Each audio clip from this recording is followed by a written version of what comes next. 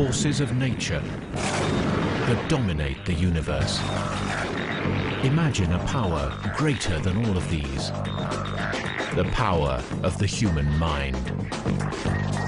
A power that could move objects through space, interact with computers, control the fall of the dice. Is this scientific possibility or just a dream?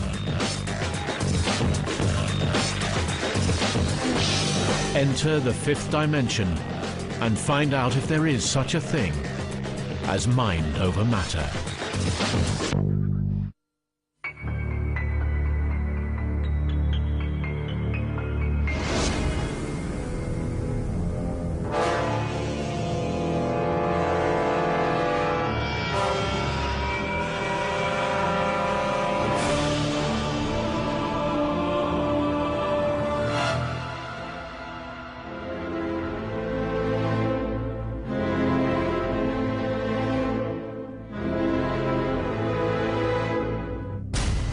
Can things be moved just by the power of the mind?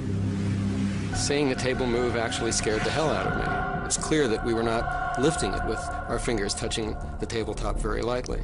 And this went on for about 3 hours in broad daylight. Scientists now believe we only use about 7% of our brain capacity. So what of the other 93%? Could there be hidden powers deep in the recesses of our minds? Imagine a power that could think photographs into existence, levitate at will, overcome the laws of chance and change the odds of winning at the casino. Anything is possible. It's doing something that science says it shouldn't do. Many have claimed these extraordinary powers. Were they all just clever frauds? Like plastic. It's gonna go now. Look. Or is there really such a thing as PK, psychokinesis, the power of the mind to control the physical world? Scientists everywhere are trying to unlock its secrets. From a physicist's point of view, it seems very unlikely that such events should occur. So this is real. These effects are incontrovertible. Psychokinesis has always aroused controversy in the scientific world. It seems to contradict the fundamental laws of physics. The cold light of science has exposed many myths, but not this one. In fact, new research is forcing us to face the possibility that there may be powers in the world that we have yet to understand. The idea that all life is interconnected is an enduring spiritual tradition. Now, one group of scientists think advances in computer technology may help them to prove it exists and react to major events worldwide. And this computer and the small box attached, codenamed the Egg, might hold the answer. But what kind of event could join minds together and trigger the equipment into life? New York, September the 11th, 2001. The tragedy unfolding will change the world forever. 50 kilometers away at Princeton University, the gauges of Dr. Roger Nelson's EGG machine are going berserk. Before the actual crash occurred, before about 9 o'clock, I knew nothing. I was happy-go-lucky. I was writing letters how the world was peaceful, right? Well, the world was not peaceful, and already the data, before I knew anything about it, the data were changing. For 5 years, Roger Nelson has been running the Global Consciousness Project. He collects data from what are called random event generators. 75 standalone computers have been set up around the world. They produce continuous random combinations of numbers that are sent back to Princeton. Nelson monitors the machines, looking for any unusual deviations in the data. The aim is to see if human responses to world events can influence their output. Anyone who works closely with machines knows how temperamental they can be. But how can remote computers without operators interact with human minds? Nelson admits he doesn't know how it happens, but he's certain it takes place. September the 11th is his best example. His data went off the scale. His work is the electronic equivalent of tossing a coin. A true coin has a 50-50 probability of being heads or tails, and you can't predict it if it's thrown properly. So electronic random number generators do that properly. They flip coins, so to speak, high speed, produce a lot of ones and zeros or a lot of heads and tails, and you cannot predict the sequence at all. Nelson's machines are as close to pure chance as it's possible to get, so a regular pattern should be very unusual. So when they do show up, the team is convinced that something very extraordinary is happening. Dean Radin from the Institute of Noetic Science worked with the project. He also believes that global consciousness must exist. He set up the network of eggs around the globe and thinks they hold the key to unlocking this mystery. They called it originally the EGG, for electrogaiagram, which is an analogy to electroencephalogram, the EEG. In other words, we want a bunch of sensors around the brain of the planet to see if we can find patterns, in exactly the same way that we look at patterns that go on in the brain.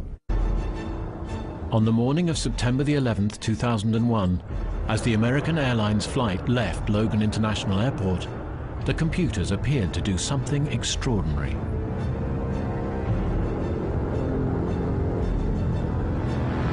"4 days before September 11th, where the eggs are just doing what they normally do, nothing. They were wandering randomly. And then all of a sudden, on September 11th, there's a trend that takes off, which is extremely unusual. The random event generators began to synchronize, overriding the laws of chance. Could this have been connected to the attacks?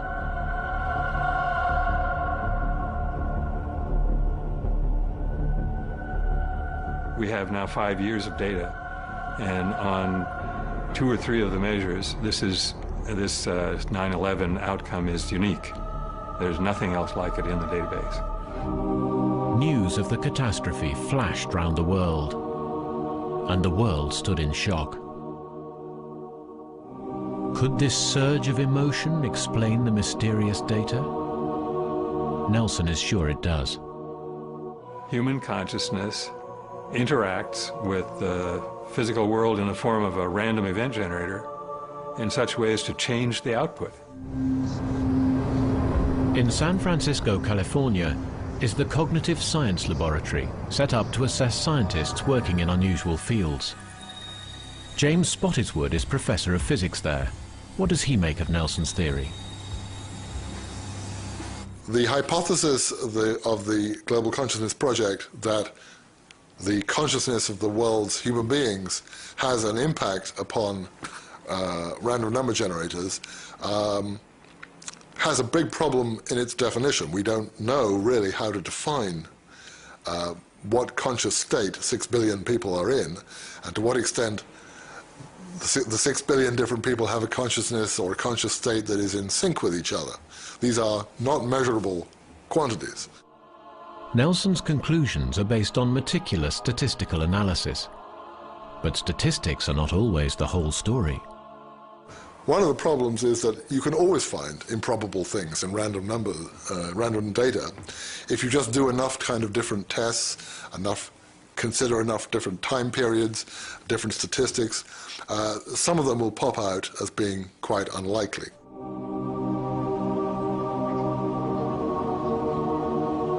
If the machines did register human responses, can this be seen as proof of the power of the mind over matter? The question whether this effect that we see in the global consciousness data is PK is a tough one. You know, there are several alternative explanations that people talk about, and I talk about. One of them is what you could call PK, meaning something like something comes out of our minds as a group and changes the way the REGs work. Science has long been trying to make sense of the paranormal. At the University of Maryland, Professor Steve Broad lectures on the history of psychokinetic research. As I said, some people regard repeatability as a criterion for distinguishing science from non-science, so that any branch of science that doesn't offer repeatable experiments doesn't count as a legitimate branch of science. And one of the problems of assessing psychokinesis is that it's very difficult to repeat or replicate individual experiments. One thing that interests Broad is that the birth of modern science and fascination with the paranormal seem to go together. The golden age of large-scale or macro PK was during the spiritualist movement, roughly between 1850 and 1930. It's not so much that it was hip to be a medium, but it was certainly acceptable to be a medium during that period. 19th century British physician Sir William Crookes was one of many respectable scientists excited by the paranormal. He focused on Scottish medium Daniel Douglas Hume, famous for playing his accordion without touching its keys. For one test, the instrument was isolated in a cage, but somehow it just kept on playing.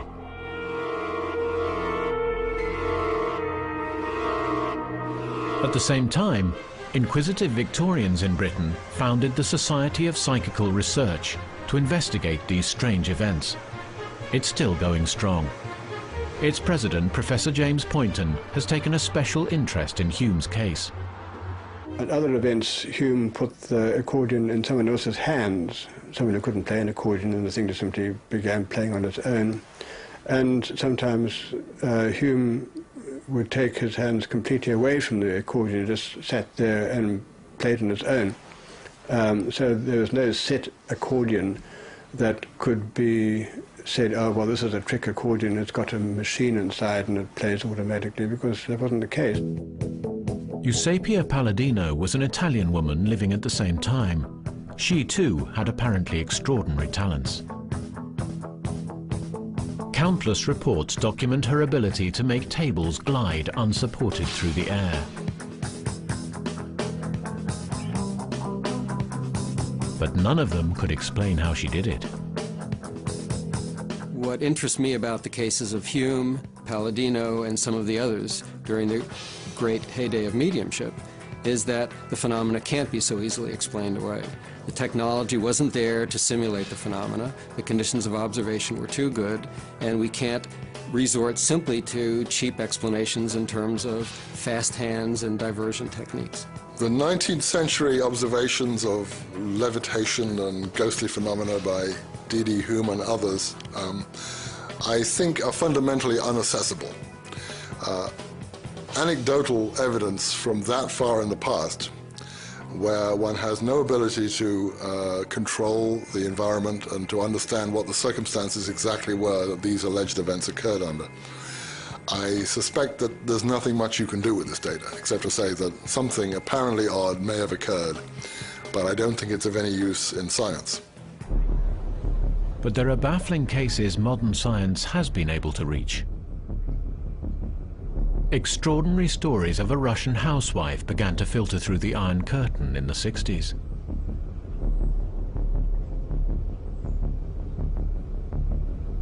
"33-year-old Nina Kulagina claimed psychokinetic powers.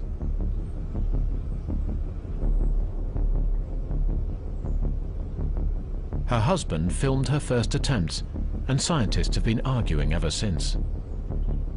Kulagina apparently has the ability to move small objects over relatively small distances with a great deal of psychic effort. What troubles me about a case like that is that the phenomena are inherently small scale. Over 40 international scientists were called in to examine Kulagina under controlled conditions.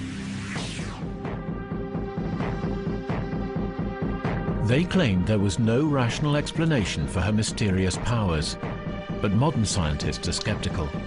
French parapsychologist Mario Varvoglis. She was attacked many times by skeptics, Russian and otherwise, but I don't know of any legitimate, good critiques of her work. So if that does not exist, if there are no good critiques, then the phenomena that seem to produce are quite impressive. In 1967, the unforgiving cameras were again focused on her, this time by a Russian team.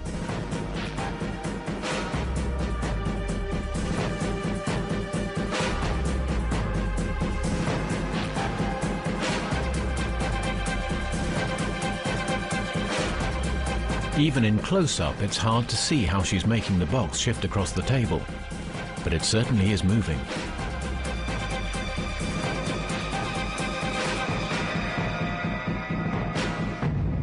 Russian physicist Leonid Ryzhkov was present and observed her closely. People who perform these kind of acts are under an enormous physical pressure. The veins of Kulagina were swollen. She started to sweat, and if she was lifting a heavy item, she really had to make an effort to achieve this.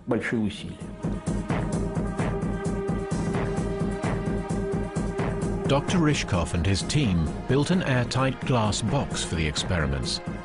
This was to prevent any possibility of her using magnets or an electrostatic charge, or even blowing objects with her breath. Again, the results were startling.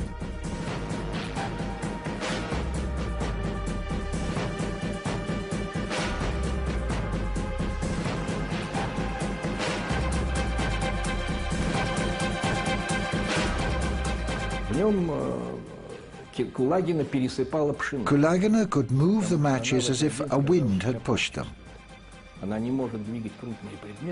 She didn't feel too well that day and did not want to experiment with larger objects. But through the glass box, any form of physical manipulation would have been impossible. Whatever else was happening, it was clear Kulagina was using enormous amounts of energy during the sessions. She lost weight. She complained of headaches. During one PK test, her pulse rate soared to over 200 beats a minute. Her brain activity registered 4 times normal level.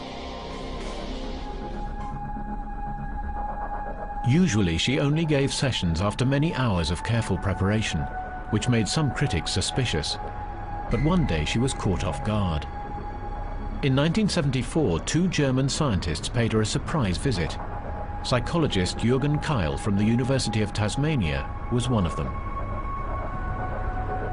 Als wir dorthin kamen, war sie zunächst etwas zögernd, aber als sie dann erfuhr, dass überhaupt niemand etwas von dieser... When we arrived, she hesitated a bit, but when she heard that nobody knew of the whole thing, she was very friendly and invited us to come in and invited us to stay to have dinner with her. And she even started to move things while we were still eating. Wie wir noch sozusagen beim Abendessen waren.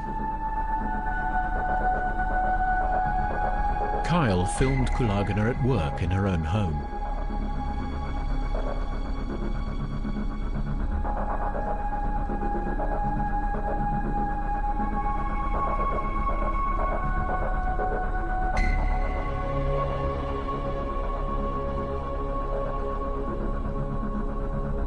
How did she do it? Paranormal strength or just clever trickery? Even now he's not sure. I have to say that this experiment with a table tennis ball was really quite impressive. And I would like to hear from, let's say, a magician about how he would have done it under those circumstances. Kulagina died in 1981 after a heart attack. She made one last recording before her death, and for the first time, she failed. Had her psychic powers deserted her? Or had she just run out of the energy needed to maintain the deception? In our opinion, she was a true phenomenon. I think these kinds of skills are inherited. This phenomena is a talent that you are born with. You can't learn it.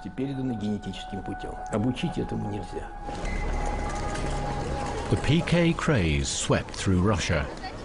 Suddenly, everyone was reading thoughts and shifting furniture. No one matched Kulagina's skills.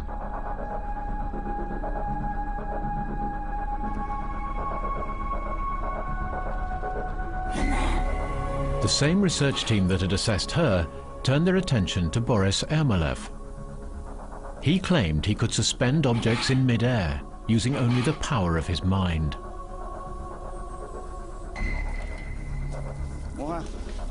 But when an American film team investigated him, a different picture emerged. Under the bright lights and on camera, the trick was exposed.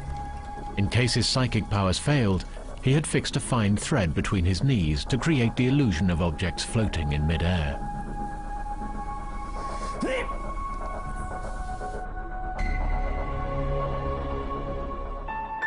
America too had its crop of people claiming strange and unusual powers.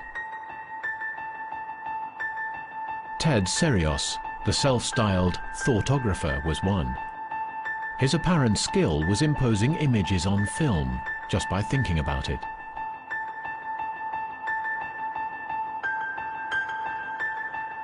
Professional photographers focused on Serios' black gizmo, a black paper cylinder which he placed against the camera lens and stared into.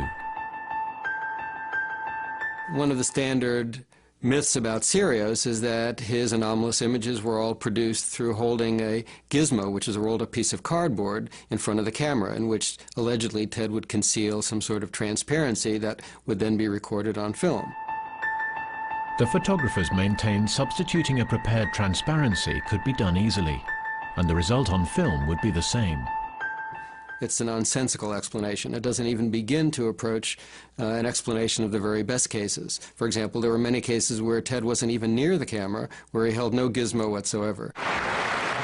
Then, in 1974, the most famous PK practitioner of all arrived on stage.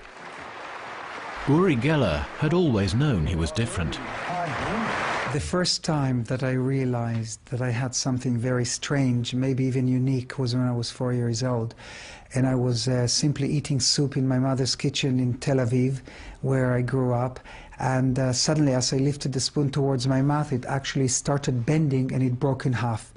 ist keine Maschine, die anläuft. Kann nicht garantieren, das geht On German television, he demonstrated for the first time his unique ability for making solid objects bend under the touch of his hand. An vielen privaten Experimenten feststellen können, aber die Kräfte sind nicht einfach abrufbar. Yes, you feel it? When I realized that I can bewilder and astonish and amaze and shock people with my abilities, I realized that I can make money with it. Please, please. Yeah, oh, yes, it's going slowly, slowly.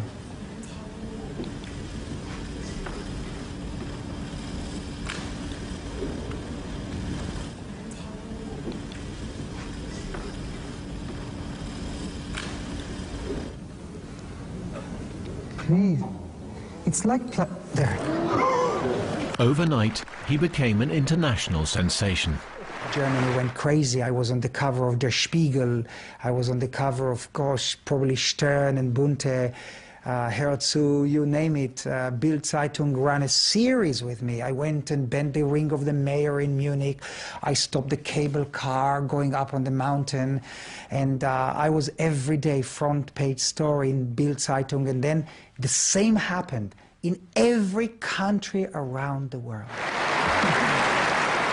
Audiences loved him, but scientists were already arguing about how the trick was done. I'm too tight up. And there was also the so-called Geller effect. People reported that while watching his TV shows, bizarre things happened in their homes. Spoons bent, clocks stopped, keys broke in the locks. Remote control? For Geller, it was an exhausting roller coaster ride. Yes, I was earning a lot of money, and that's what I did. But then, one day, suddenly it hit me back, and I couldn't handle it anymore, and I was blown apart. I became addicted to bulimia, and I was killing myself. I was depressed. I had panic attacks. I had anxiety attacks. Would you welcome, please, Uri Geller. An appearance on the Johnny Carson show through Geller. Expecting to be interviewed, he was unexpectedly confronted with a collection of objects. Nice to see you. Thanks. We have only met... This scares me. This scares you? Well, this is we just got some things together here. All right. You know, I'm surprised because before this program, your producer came and he read me at least 40 questions you're going to ask me. Well, I can ask you all kinds of questions if you'd like me to ask you questions. I have to have time, and you don't feel what, strong tonight? I don't feel strong. It's not all tonight. Right now, I'm feeling being pressed, and then I can't. Well, I'm not trying to press you. I really not. No, you're only telling me, well, will you try that or that or that? Well, I thought that was the idea of. No, I'm not trying to put you down. Part of the problem is that it's such an uncontrolled situation that you have a person manipulating a piece of metal back and forth for many minutes. You can't measure easily what's going on in the metal while they're doing it. So you're separated from as a physicist, you're separated from measuring the event very easily. The skill of a magician is to create illusions. And if we know how it was done every time, the magic would be lost forever.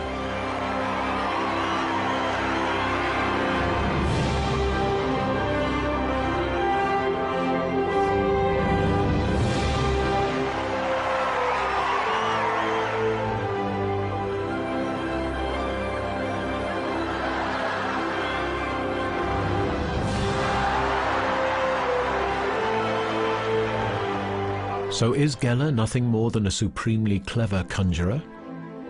Today he lives quietly in a large house outside London. He didn't make his fortune bending spoons, but from dowsing for oil. Scientists are still interested in how he achieved his most famous effect. One who studied his work closely is physicist Freibert Karger. I can say that through the research I did with Uri Geller, what I discovered could not be explained through any kind of physical interference with the objects. I looked at various things, such as the possibility of manipulating the objects, but this did not appear to take place. There had to be another explanation.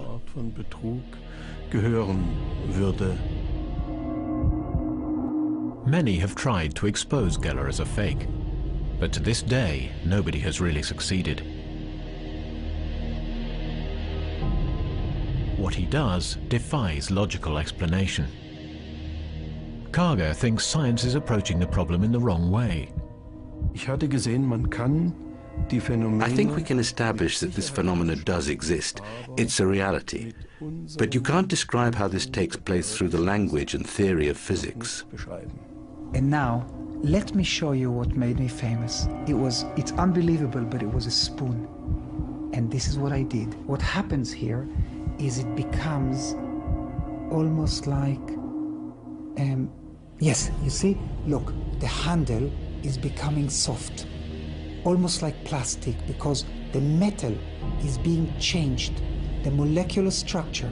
See, it's very soft, it's like plastic. It's gonna go now. Look. I think it's most important that people research such phenomena and then try to find a model in the physics that fits to the phenomena. The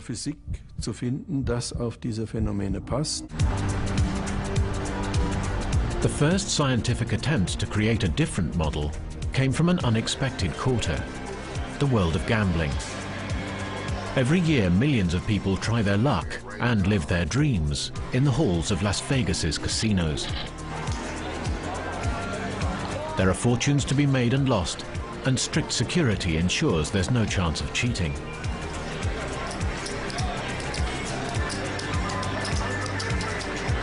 But what if the power of psychokinesis could be used to affect the fall of the dice or the spin of the wheel and change the odds in the gambler's favor?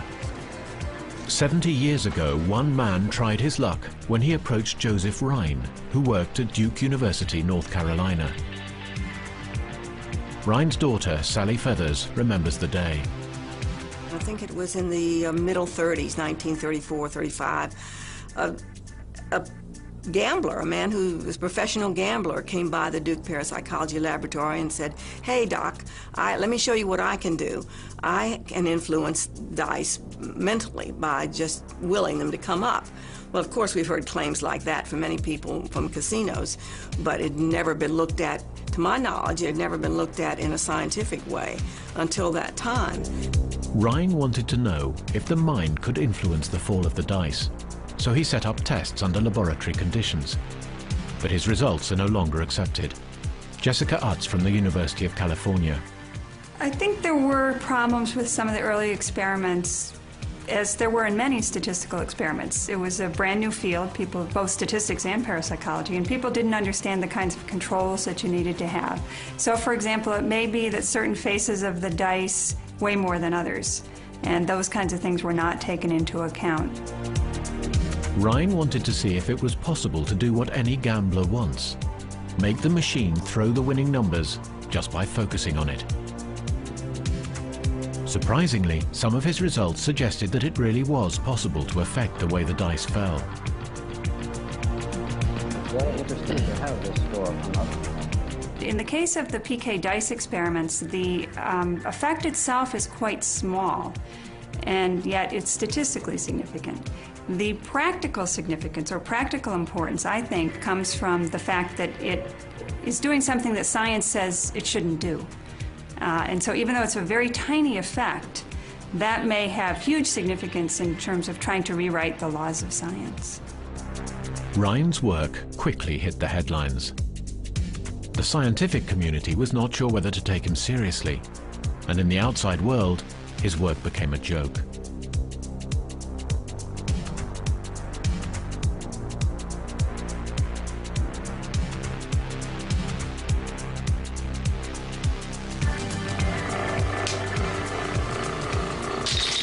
However, one scientist believed Rhine was onto something.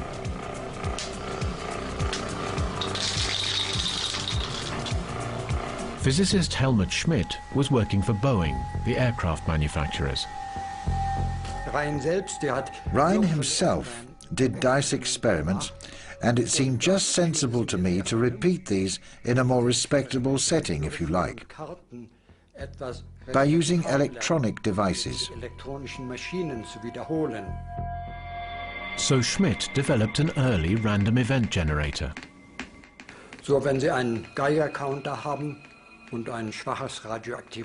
I took a Geiger counter which was connected to a weak radioactive preparation. This was connected to a speaker which would read the responses of the preparation in a random order. I would then use this series of sounds as the basis of a random generator. Determined to make the best use of modern science to unlock the secrets of psychokinesis, Schmidt worked from home, funding his own equipment. The outcome was a machine based on a light system. Here we have a basic generator that creates a series of ones and zeros. They get translated into a light that rotates clockwise or anti-clockwise. And the participant's job is to change the direction of the lights by influencing the random generator to produce more ones than zeros. Schmidt asked his volunteers to focus on the lights.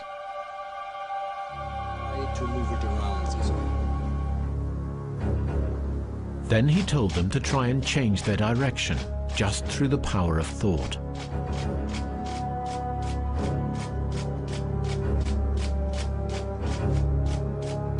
The similarity of the results from the two sets of experiments with lights and dice was remarkable.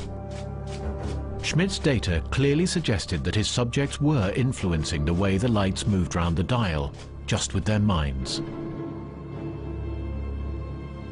Schmidt knew what he had found could be vital to Boeing, so he took his results straight to them. Then I could go to the people at Boeing with confidence and say, yes, it is something very basic that we don't know much about yet. But look, we've done some experiments, so let's repeat these experiments from the viewpoint of a physicist. machen solche Experimente. What Schmidt had realized was that every electronic device is a potential random event generator. The cockpit of an aeroplane is full of such instruments. If the pilot's mind affected them, it could be highly dangerous. At first, Boeing supported his work, but later withdrew. The chance of such theoretical dangers becoming real seemed too remote. Schmidt remains convinced by his results. I have no doubts about the existence of psychokinesis, but I quite understand the doubts of my colleagues. Even when I was reading Rhine's things, it was too distant. It didn't really mean much to me, and I was only convinced when I did my own experiments. At Princeton University, other scientists were also beginning to take an interest in psychokinesis.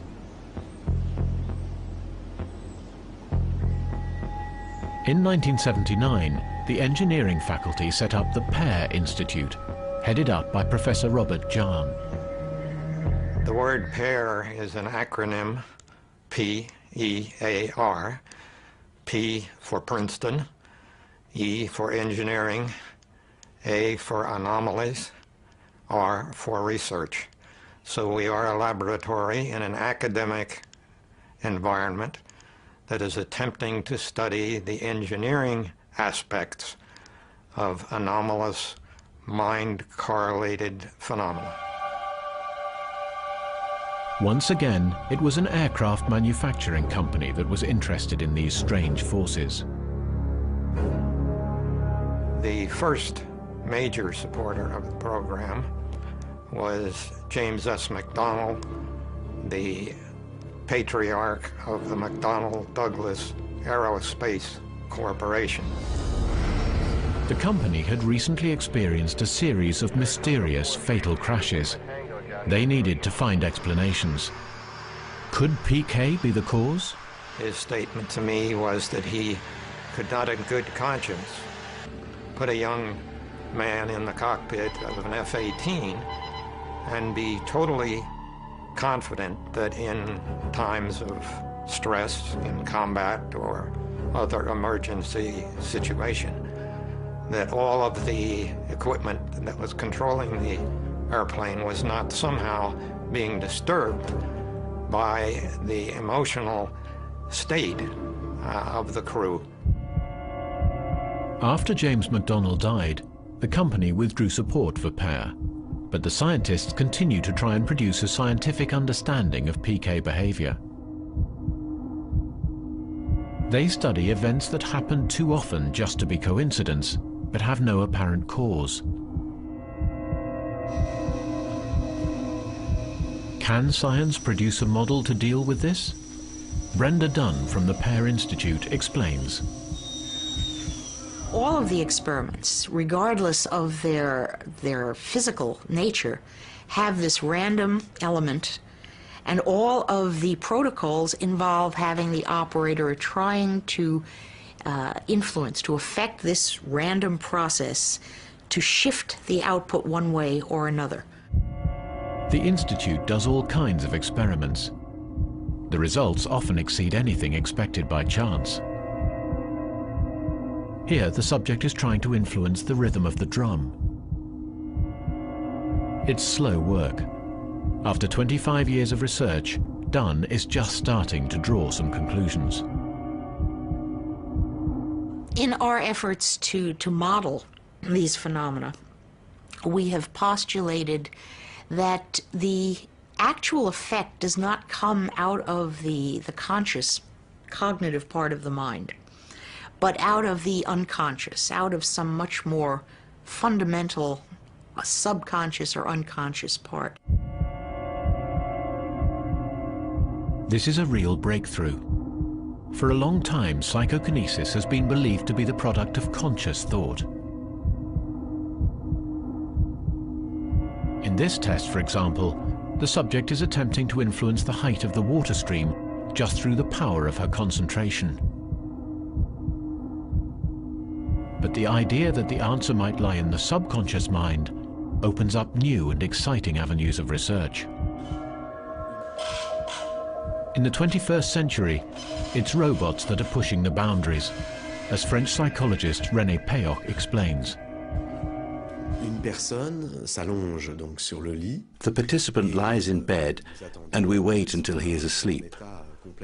At this moment, one of the researchers enters the room, starts the robot and leaves. The experiment lasts for about 20 minutes, and then the robot stops. A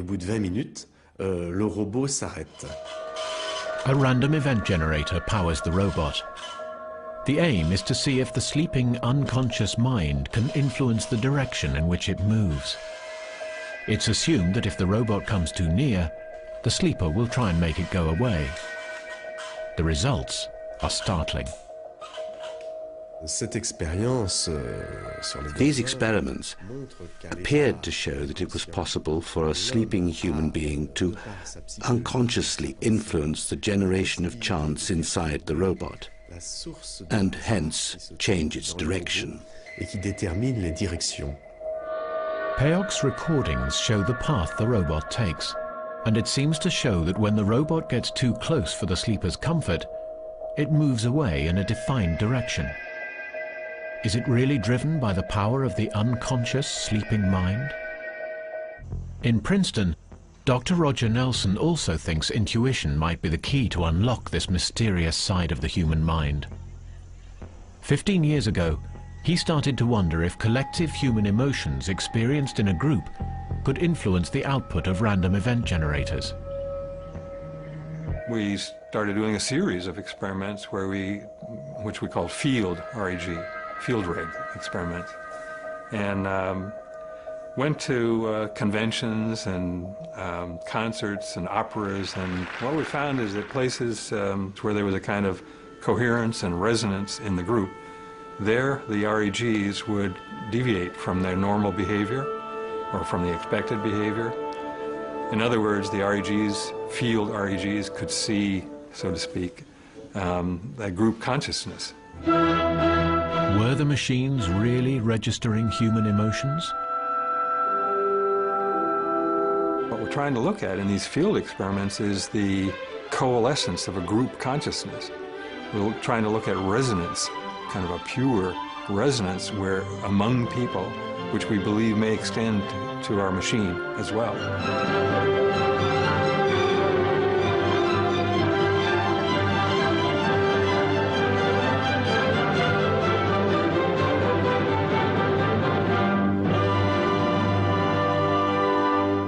So after many, many experiments like that, it became, you begin to think about other possibilities. What about running two of these things?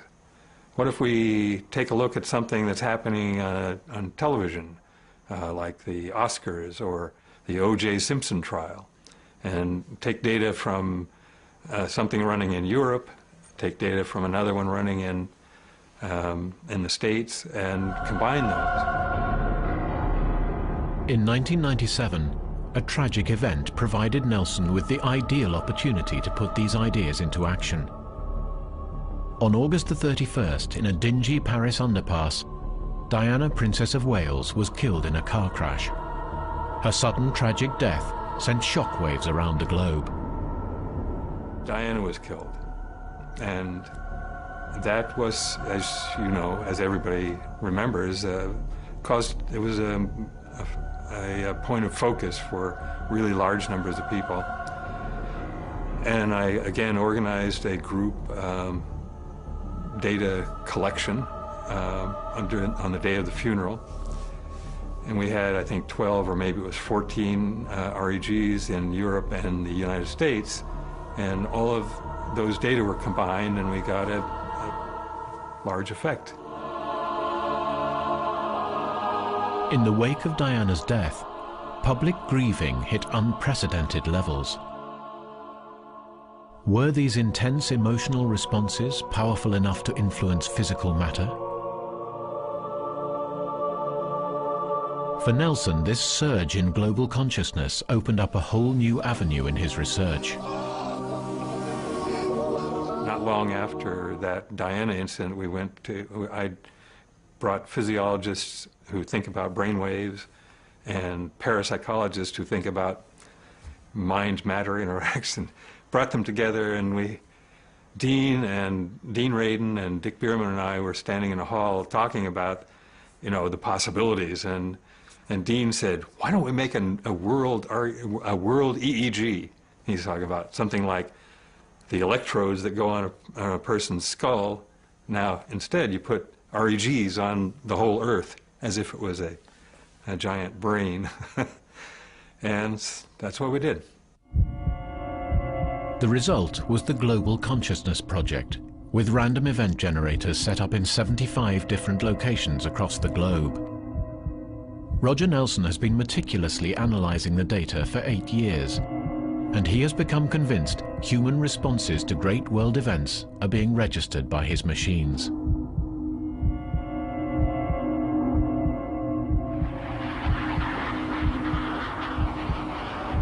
(1999), and war is raging in the Balkans. In February, NATO starts to bomb Yugoslavia. As with September the 11th, REGs around the world synchronized their responses to this critical event. This shows 3 hours before the bombing, which you can see is just wandering level, no interesting stuff happening. Right at the moment the bombing begins, we begin to see a tremendous change in the way the data look. Since the project was set up, Nelson has measured 149 regular patterns, all of which he believes relate to a collective emotional response to world events.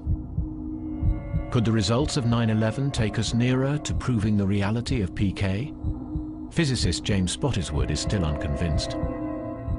There are many hundreds of experiments of that kind done in very carefully controlled conditions. And there are very small effects, but because they have been done so many times, and you put them all together, you end up with something which is very improbable, that is just a fluke or is by chance.